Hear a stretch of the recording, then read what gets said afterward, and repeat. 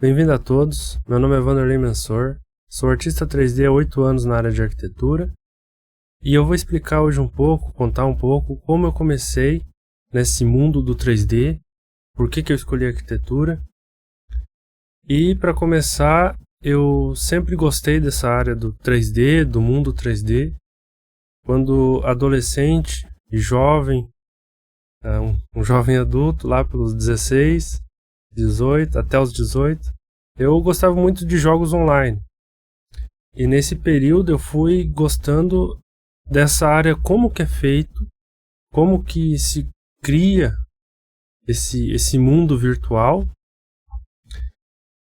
E nesse período eu fui pensando como que é feito, que programa que usa.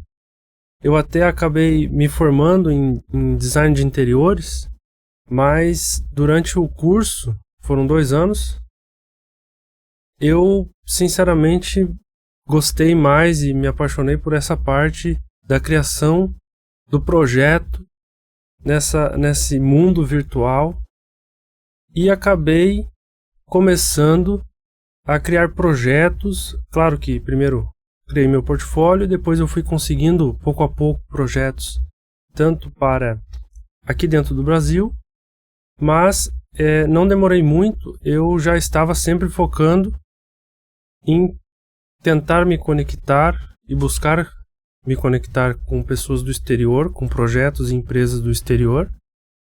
E eu tenho alguns projetos que eu vou compartilhar com vocês em outros vídeos aqui, porque cada projeto ele tem sua especificidade e eu gosto vai ficar mais claro para vocês se eu explicar cada um desses projetos.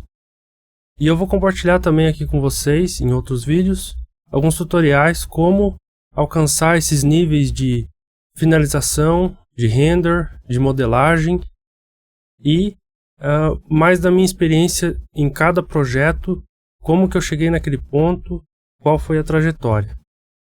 Aguardo vocês lá.